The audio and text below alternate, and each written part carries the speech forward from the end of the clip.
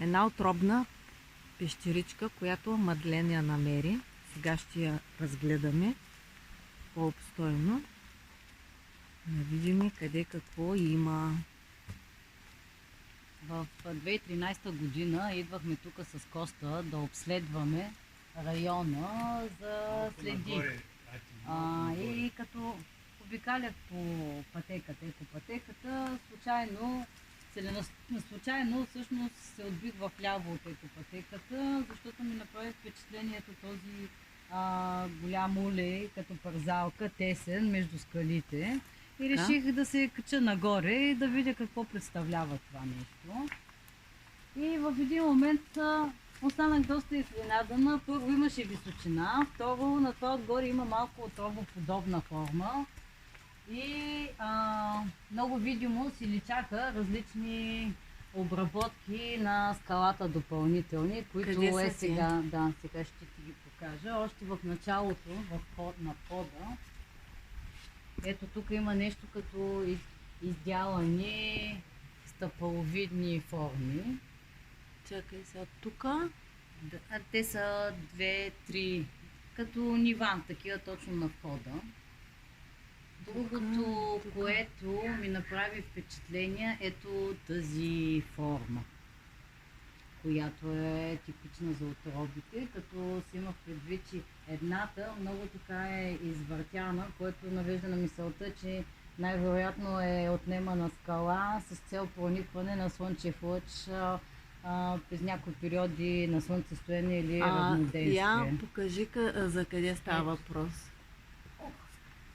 Чакай да ти дам начален тласък. Не, мина. Ето за това нещо, как е отнето повече. От тази страна е по-скосена, докато тук просто много видимо се личи, че е отнема. И после като влезеш навътре,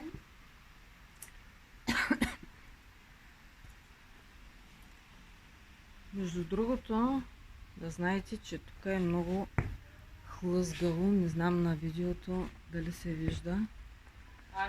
Влажно е. Доста е влажно. Давам. Оп. Дай.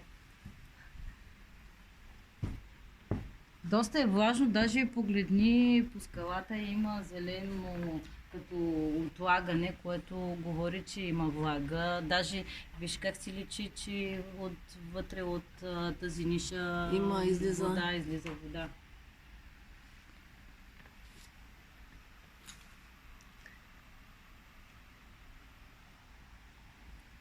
Само да видим. Сега вече като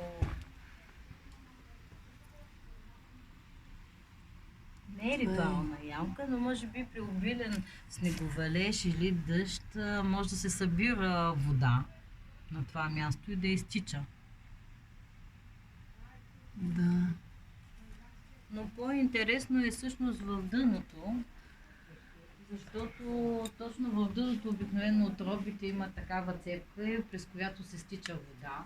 И в момента това нещо много видимо си личи, че е влажно. А другото, което е по-интересно, давай напред. Ето тук в тази лявата част, като се обърне срещу пещерата дясна, ето тук има едно заравняване, една ниша, която също си личи много видно, че е издялана. Да, то се вижда обредна много добре е изразено. И нагоре. И просто от тук се стича вода. Точно типично както при отробите. Тук. Чакай само. Да, ето. И в момента си е влажно.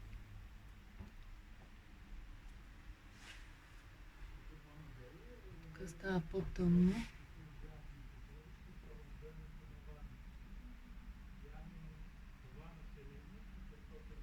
Тя всъщност тук задънва вече. Това е най-вътрешната част. Всъщност, нали, това е идеята, проникването на слънчевия лъч в най-голяма дълбочина, което имитира де-факто оплождане. Да. Нали, че слънцето пложи. Но това е ясно изразено на изсечено. Ето е тук, така. С ямката.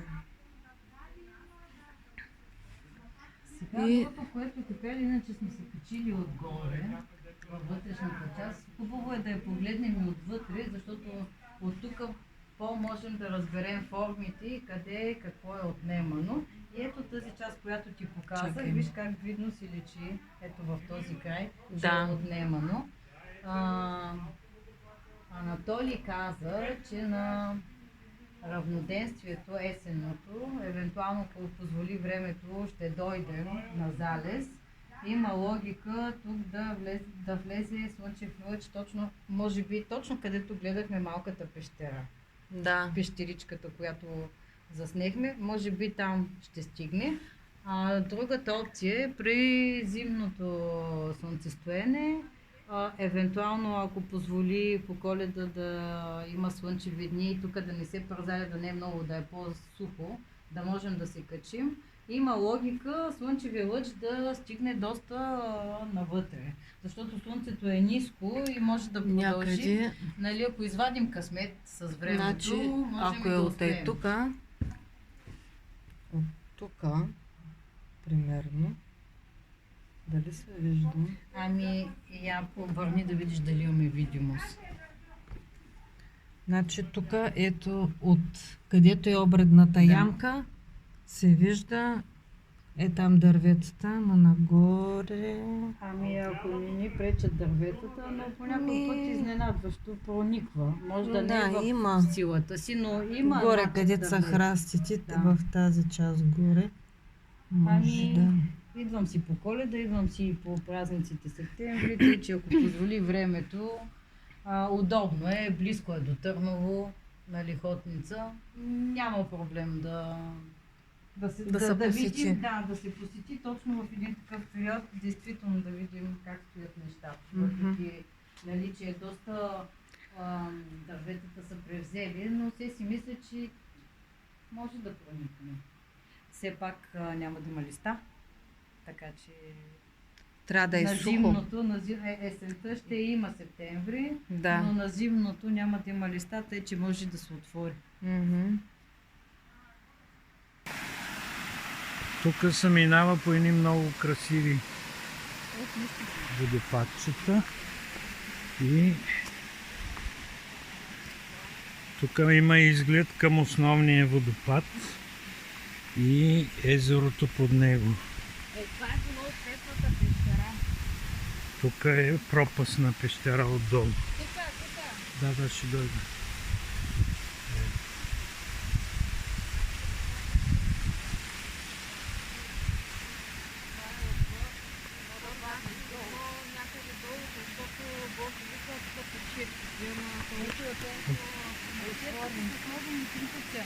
Че можеш да пресаднеш. Примерно направо може да се Тук ли е пропастната пещера? Да, не, тук може да Не, тук е само решетка. решетка. Я виж там Е, долу, виж там там е. долу Да, какво да. обработка оформена, Да, има да, правъгълна форма. Да, там е. Къде? Там. Виж ли насреща? Оп, нищо, Да. нищо. Виж как е оформена. Много дълбока пропастна пещера. Тук пещерняците ни показваха. Ето тук е реката, където изтича.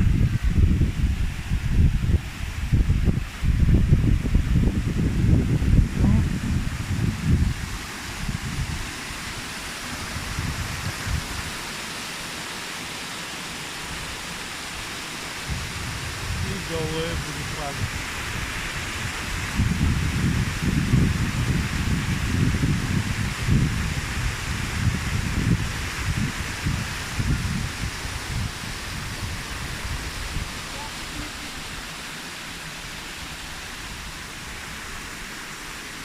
Ето тук да покажем ултара, светилището отпред. Ето тази скала тук, която е отгоре ултара, на който сега ще отидем. А там има зид всъщност, човек където минава, виж, това е зидано. Да, виж, по-равно, като стена. И е толкова стар, че вече не му личи даже за маска.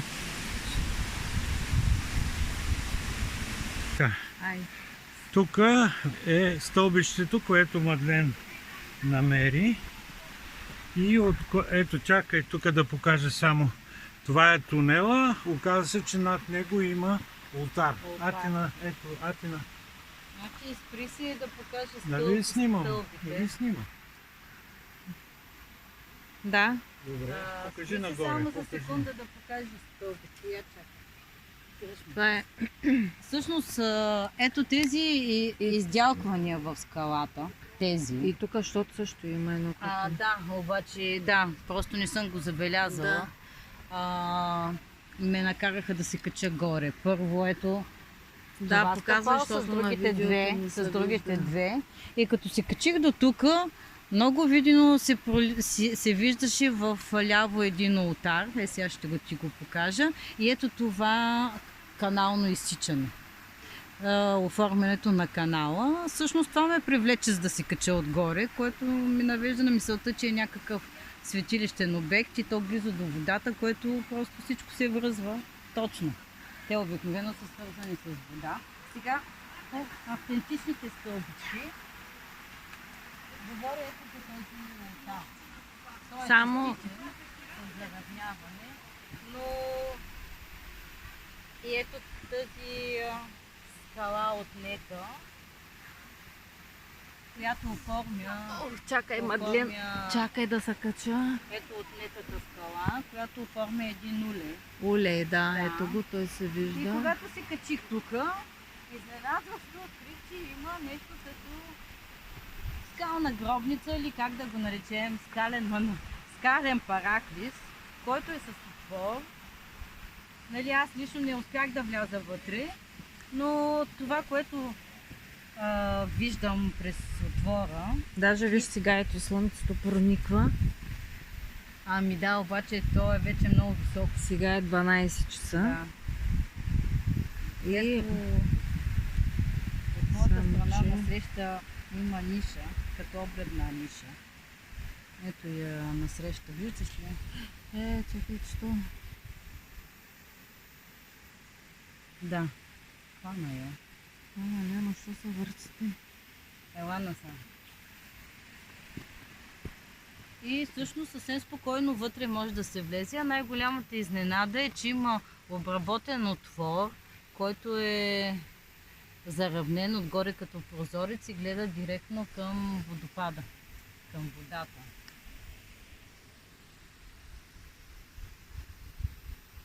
Що се въртите? Сега, пък, Чакай само малко да го снимам. Така.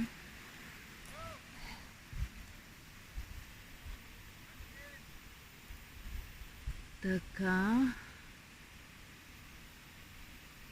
Тук.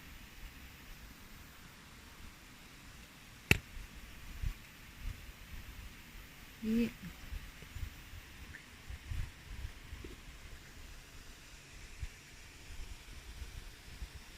виж, като кладенец се излиза тук. Се вижда.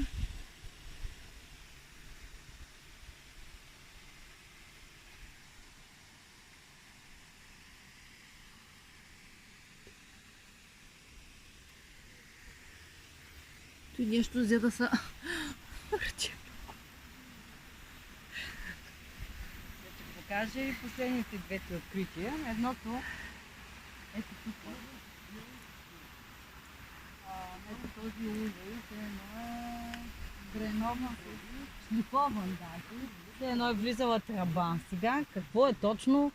Не знам, обаче е доста навътре. Предполагам, че когато е било дъно на море или нещо такова, е излизал газ през това нещо или пък е текла вода през такъв отвор, защото няма как по друг начин да бъде така загладен. Но по-съм склонна да вярвам, че е газ.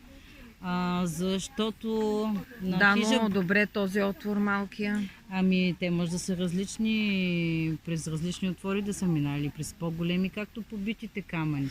В интерес на истината на хижа Да, Божур. ама там са виж като гъба така. Да, ама са вътре като нали, отворите са много гладки и там на побитите камъни. Същото нещо го има и в Търново на хижа Божур. От хижа Божур така вляво, само че не са толкова високи, колкото побитите камъни, а някъде около 50-60 см, но образуват една поляна цялата на дупки. Такова нещо има и отгоре над Преображенския манастир. Само че са не така грандиозни, както побитите камъни, но идеята и може би е била същата и през тях е минавало газ. Нали? Но най-интересно, виж как е отсякано тук. Ами и това нещо е било може би в скала и е било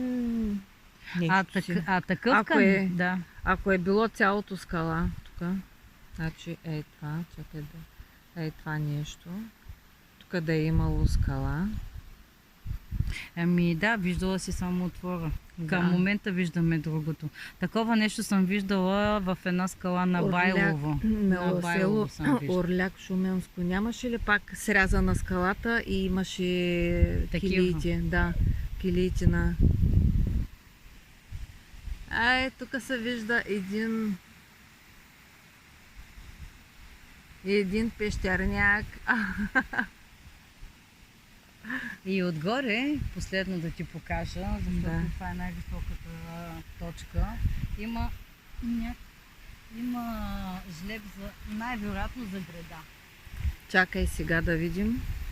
Така тук по изсеченото се качвам нагоре, има изсечени стъпала.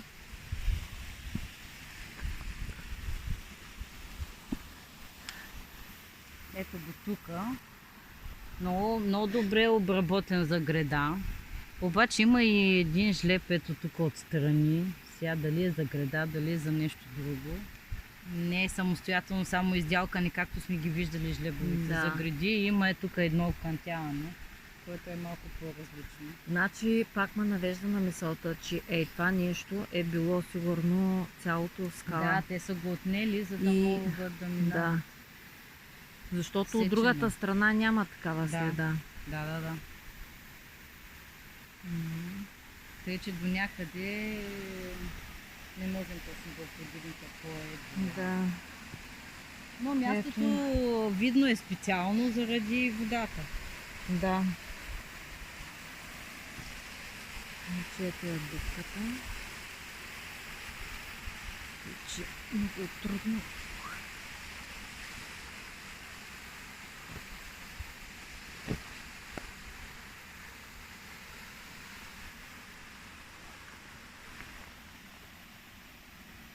Пак дупката. И тук най-интересното е, че има улей. Много интересен улей.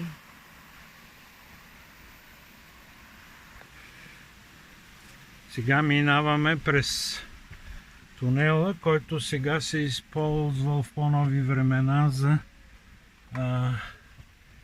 отвеждане на вода за воденица, а пък миналото може да е било и проход.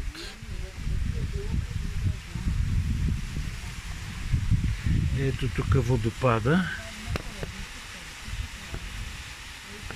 Ето го. Ето тук се вижда по-добре. И там е езерото. Ето го тук самия проход.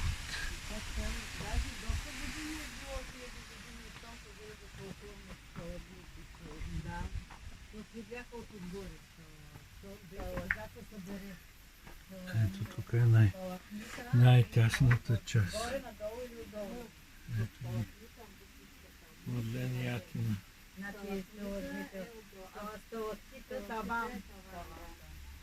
Значи сталактите са били почнали от тук. Сталактите и сталактите, като са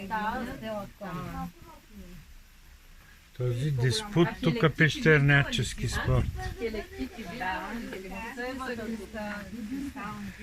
Е такива, дето има течение в пещерата, всъщност изглежда капката на страни от течението и сталактончето, не сталактончето. Тук не се ли вижда водопада, бе? Ето го, бе. Сталактони, сталагити,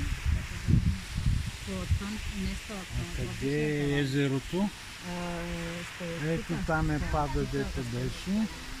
Анатолий после там ще се качи да снима. Тук. Те са хелектити.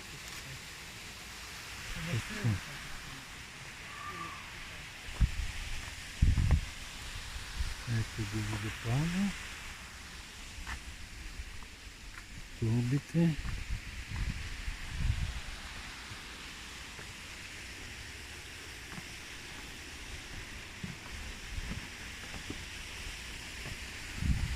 Ауч, красиво тук. Предлагам тук да спрем вече.